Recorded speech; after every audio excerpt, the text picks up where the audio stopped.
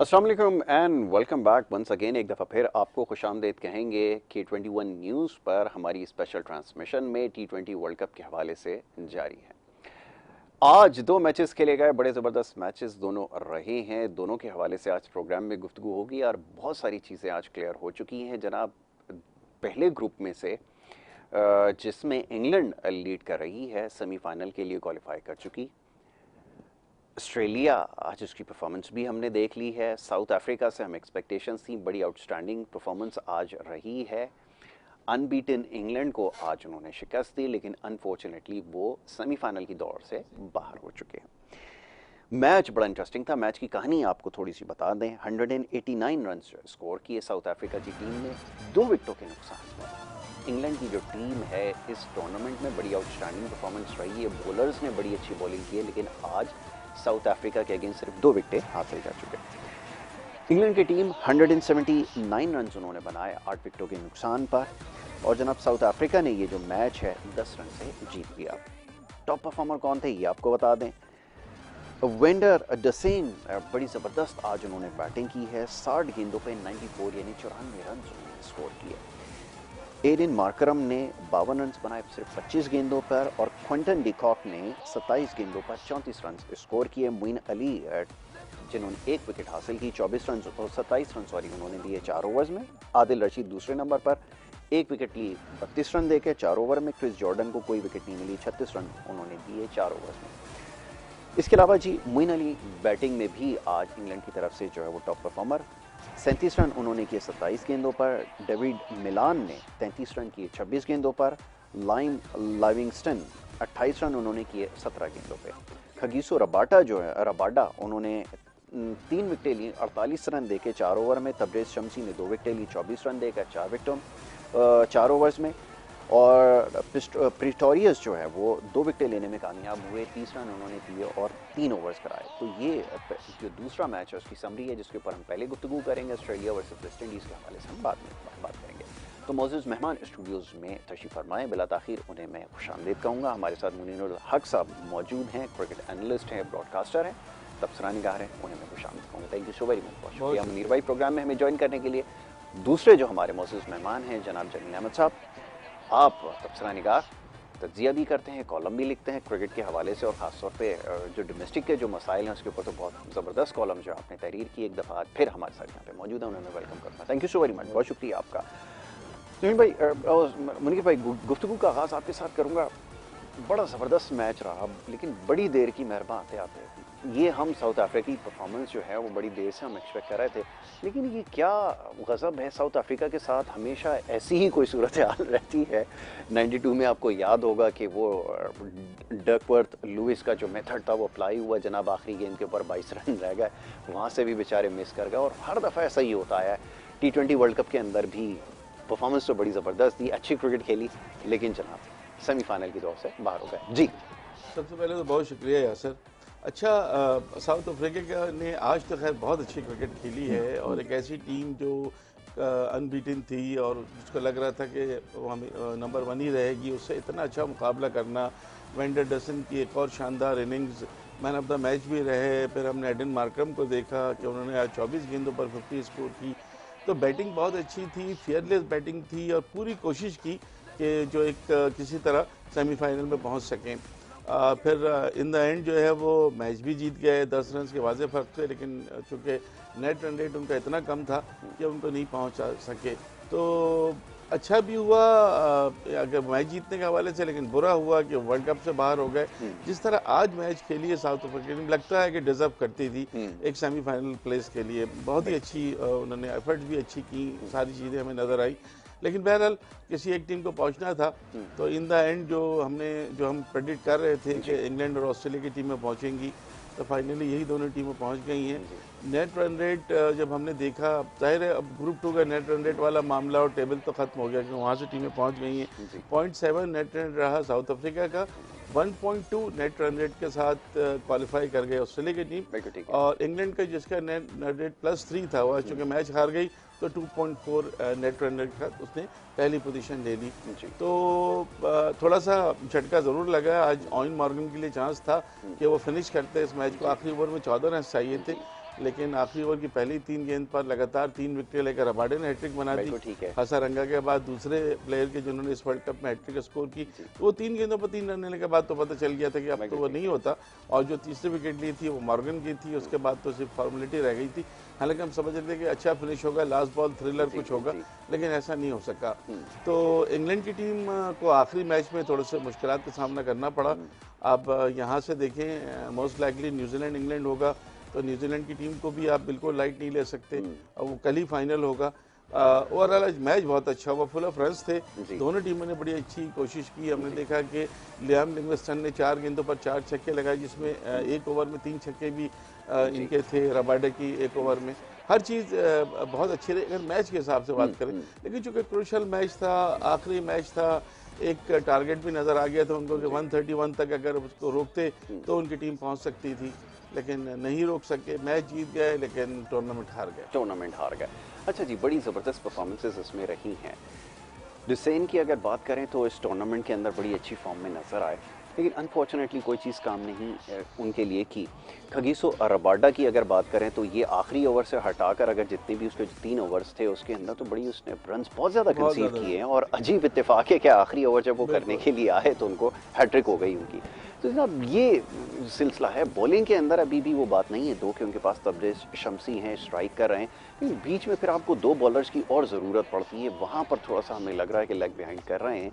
यहाँ पर अगर बॉलर्स और होते तो मेरे ख्याल में ये जैसे भी बात हो रही है 130 के ऊपर बुक करने की, तो शायद कर सकते थे। जमील भाई, आपका क्या इसके ऊपर राय? नहीं, देखिए मेरा थोड़ा सा डिफरेंट ओपिनियन है। जी, मैं ये कह रहा हूँ कि ये मैच जो है ना शारजा में हुआ है, और शारजा की जो विकेटें हैं वो इस तरह की होती नहीं है जैसी आज थी। जी, बड़ी फ्लैट विकेट थी, और उसको इस तरह देख लें आप कि 189 रन जो है ना वो 2 विकेटों के ऊपर मतलब ये के किए।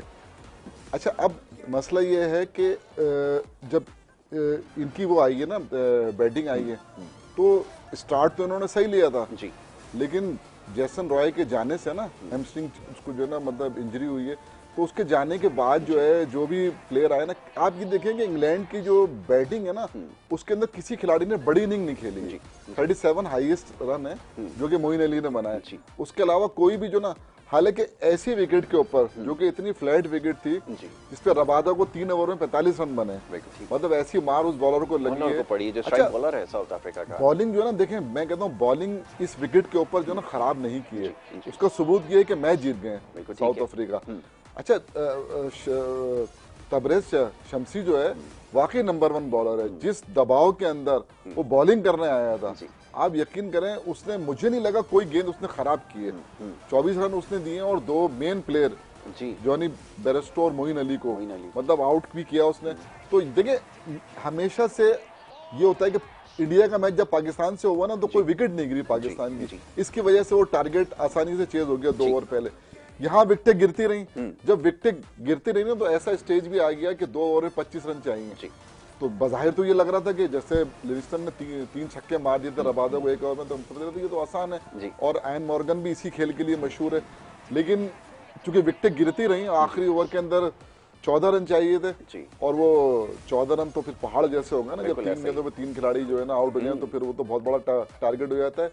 लेकिन मैं आपको बताऊं कि साउथ अफ्रीका जो है, देखिए ये जो होता है ना अपनी टीम को बना रहे होते हैं जी, तो मैं ये समझता हूँ कि जो जिम्मेदारी उनके कोच को दी गई थी ना, वो टीम उन्होंने खड़ी कर दी है। ठीक है, बैटिंग में 1-2 जगह पर मतलब है, मतलब, और बॉलिंग तो देखें, मैं समझता हूँ कि इन्होंने बॉलिंग इस ग्राउंड में, छोटा ग्राउंड है, इस विकेट के ऊपर, और इतनी बड़ी बैटिंग जितने सबसे मतलब पावर हिटर उनके पास बहुत ज़बरदस्त हैं, तो उनके सामने मैच भी जीत लिया उन्होंने आज 10 रन से। और मैं समझता हूँ कि ये एक अफसोसनाक बात है, जाहिर है 131 रन अगर पहले अगर उनको करते, वो लग नहीं रहा था इस विकेट को, छोटे ग्राउंड को देखते हुए। बहरहाल एफर्ट उन्होंने पूरी की है, क्रेडिट जाता है साउथ अफ्रीका को कि वो यहाँ तक आए। बिल्कुल ठीक है। और जाहिर है 3 टीमों के जो है ना, इंग्लैंड, ऑस्ट्रेलिया और साउथ अफ्रीका के 8-8 पॉइंट हैं, लेकिन नेट की बुनियाद पे ऊपर की 2 टीमें आ गई। ठीक है, अब जरा जी प्लीज, कि जेसन रॉय के बारे में न्यूज़ ये है कि उनकी इंजरी बहुत सीरियस है और वो सेमीफाइनल नहीं बल्कि टूर्नामेंट से बाहर हो गए, तो ये इंग्लैंड के लिए एक ब्लो है, सेटबैक है। अच्छा, एक तो ये सेटबैक हो गया। अब दूसरी तरफ बात कर लेते हैं ज़रा बॉलिंग की, कि बॉलिंग स्टार्ट में बड़ी अच्छी नज़र आ रही थी, स्टार्ट मतलब इस मैच से पहले तक। लेकिन जो मिल्स की हमने देखा कि उनके साथ भी इंजरी का इशू हुआ, बॉलिंग बहुत ज़्यादा उनकी पहले मैच के बाद बहुत ज़्यादा पुअर बॉलिंग हुई, फिर जनाब इंजरी का मसला सामने आ गया।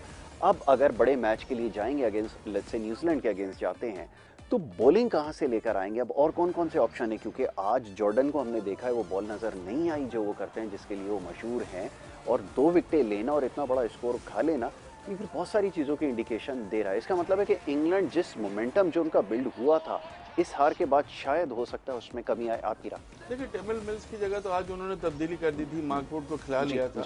लेकिन चूंकि जैसे जमील भाई कह रहे हैं, विकेट बहुत फ्लैट थी, शारजा की विकेट थी, जो पहले मैचेस हुए वो स्पिनर्स को बहुत मदद दे रही थी, और 140 150 पे भी वहाँ मैच दूसरी टीमें जो है उस मैच में अच्छा मुकाबला कर रही थी, लेकिन डिफरेंट पिच नजर आई है हमें। अब इंग्लैंड के पास जो है वो क्रिस जॉर्डन, जाहिर है विकेट ऐसी थी, लेकिन फिर भी डेथ ओवर्स के अच्छे बॉलर हैं। एक छक्का जरूर उनको पड़ा था, लेकिन उसके बाद भी उन्होंने उतना, जैसे होते हैं ना कि 20 रन 28 रन 30 रन पड़ गए, वो चीज़ तो नहीं होती है। अब भी अच्छे यही बॉलर हैं इंग्लैंड के पास। देखें, कोई क्रिस वोक्स हैं, जॉर्डन है और वुड हैं। अगर फास्ट बॉलिंग की बात करें, स्पिनर्स में आदिल रशीद, मुनीली, तो बॉलिंग साइड तो उनकी यही रहेगी। अब देखते हैं कि जेसन रॉय की जगह कौन ओपन करने आते, हो सकता है मलान आ जाए बटलर के साथ ओपन करने, या किसी और को ये टीम में लेंगे मिडिल ऑर्डर में। बैटिंग तो है उनके पास, सैम बिलिंग आ जाएंगे तो विकेट कीपर हैं, और बैटिंग ऑप्शन उनका और अच्छा बेहतर हो जाएगा, और मलान ओपन कर लेंगे उनके साथ। लेकिन वही है कि बटलर अभी भी इस वक्त बड़ा उनका क्रूशल है। अगर बटलर को अर्ली आउट कर लेती है ऑस्ट्रेलिया या न्यूजीलैंड की टीम सेमीफाइनल में, तो फिर तो थोड़ी सी परेशानी हो जाएगी इंग्लैंड के लिए भी। इसलिए कि एक दफ़ा अगर टीम लड़खड़ाती है ना शुरू में, तो हर टीम जो है वो ऊपर नहीं आ पाती। ठीक है, तो इंग्लैंड को थोड़ा सा सोचना होगा अभी है, और इंग्लैंड का पहला सेमीफाइनल होगा 10 तारीख को, क्योंकि मोस्ट लाइकली पाकिस्तानी टीम 11 को अपना दूसरा जो सेमीफाइनल है उसमें पाकिस्तानी टीम मुकाबला करेगी ऑस्ट्रेलिया का। तो ये तो यहाँ से पिक्चर क्लियर हो गई है। अब हमें देखना होगा कि पाकिस्तान के साथ जो है मुकाबला किसका जो है वो होने जा रहा है, वो ज़्यादा इंटरेस्टिंग होगा। तो चलें इसके ऊपर थोड़ी सी और बात कर लेते हैं, फिर हम आगे जाके बात करेंगे आज ज़रा वेस्ट इंडीज़ के हवाले से, और कल या इससे पहले जो हमारी प्रोग्राम में बात हुई थी वेस्ट इंडीज़ के हवाले से, जो हम प्रेडिक्ट कर रहे थे कि बड़े बड़े जो नाम हैं वो हो सकता है कि वो आखिरी वर्ल्ड कप में नजर आएँ। तो क्रिस गेल उसमें पहले नंबर पर आ गए हैं, जिन्होंने ऑफिशियली अपना जो है इंटरनेशनल क्रिकेट से रिटायरमेंट का ऐलान कर दिया। तो ये आज की जो है वो बड़ी स्टोरी थी।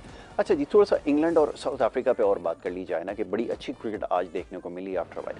विकेट के हवाले से क्या कहेंगे? अब जब जो अब शारजा की विकेटें अभी तक नजर आई हैं थ्रू आउट द टूर्नामेंट, ये उससे थोड़ी सी मुख्तलिफ थी। आगे जाके आपको क्या नजर आता है कि क्या हो सकता है कि जितने वेन्यूज हैं उस पर विकेट चेंज हो, या इसी तरह का जो ट्रेंड अभी है 150-60 का, और यही इसको फॉलो किया जाएगा? जी, 4 मैच हुए जिसको हम कह सकते हैं कि हाई स्कोरिंग मैच है। बकिया तो मैचों में जो है ना वो यही रहा है, 140 50 60 के करीब जो है ना रन मतलब ये के बने। शारजा की जो विकेट है वो जाहिर है उस पर स्लो पेस विकेट, नीचा गेंद रह रहा था, लेकिन मैं ये समझता हूँ कि पूरे टूर्नामेंट में इसी तरह की विकेटें बनना चाहिए। और जाहिर ग्राउंड भी बहुत छोटा है, अगर आप देखें ना, तो मैं समझता हूँ 170 180 रन जो है ना वहाँ पर चेस करना मतलब इतना मसला नहीं है जी। लेकिन अब उसके लिए जो जैसे इंग्लैंड की बैटिंग लाइनअप है ना, अब मेरी समझ में एक बात आज ये नहीं आई कि एन मॉर्गन जो है वो इतना नीचे क्यों आए मॉर्गन। मुझे लग रहा है कि उनकी फॉर्म जो है ना मेरे ख्याल में वो वैसी नहीं है कि वो जिस तरह 4 नंबर या पे आके और वो मैचेस जिताते थे, तो वो मुझे थोड़ा सा उनकी फॉर्म इनकी जो देखें, ये होता ये है कि ये T20 क्रिकेट इस तरह की है कि एक मरतबा जब आपके हाथ से मैच निकलता है तो वो निकल जाता है, फिर वो वापस आपका आना उसके अंदर मुश्किल हो जाता है।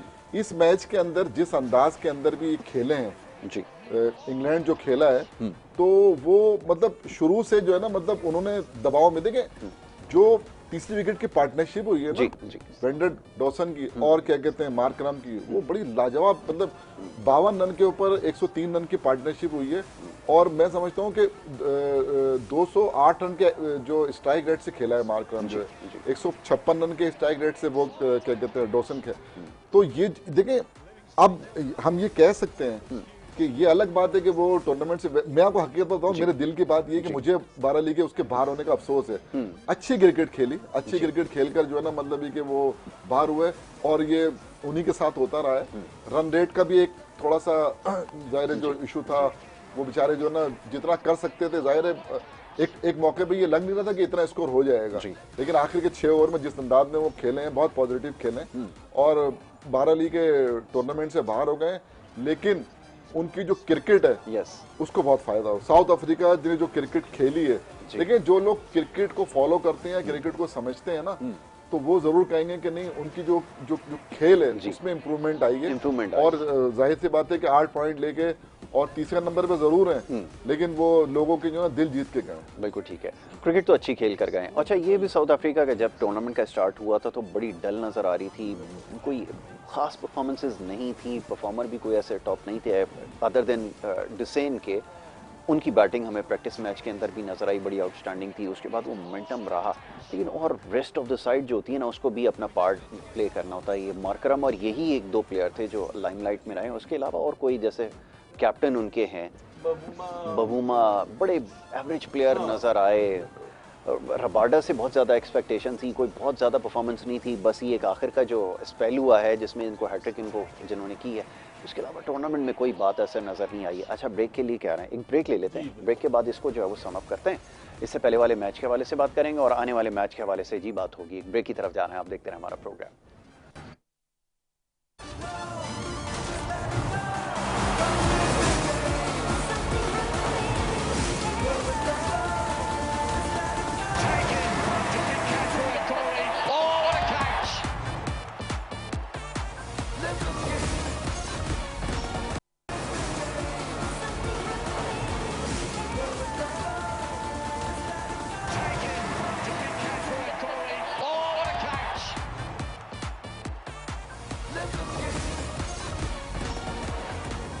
Welcome back. एक दफ़ा फिर आपको खुशामदीद कहेंगे जी। ब्रेक पे जाने से पहले कुछ गुफ्तगू हो रही थी आने वाले मैचेस के हवाले से। मुनीरुल हक साहब कुछ फरमा रहे थे, आप बात करना चाह रहे थे जो अब होने वाला मैच है। आपने बड़ी अच्छी चीज़ों की निशानदेही की ऑस्ट्रेलिया के हवाले से, ख़ास तौर पे कि उनका बॉलर्स हैं और ख़ास तौर पे हेज़लवुड हैं जो है और दीगर जो बैट्समैन हैं। अच्छा, मैं एक सवाल आपकी खिदमत में रखना चाहूँगा, वेटरन्स के हवाले से चाहूँगा कि पाकिस्तानी टीम के जो 2 खिलाड़ी हैं सीनियर मोस्ट, जिसमें मोहम्मद हफीज़ और शोएब मलिक शामिल हैं, उनके बारे में बात हो जाए, क्योंकि हम जो हैं वो सब अच्छे की बात कर रहे हैं ना। हमें ये भी सोचना चाहिए कि जो अब तक आपके रिलायबल 2 बैट्समैन थे, गॉड फॉरबिड अगर फ्लॉप कर जाते हैं तो ये नीचे वाले उन पर बड़ी भारी जिम्मेदारी आएगी। इनका ज़रा बताइए क्या किया जाए।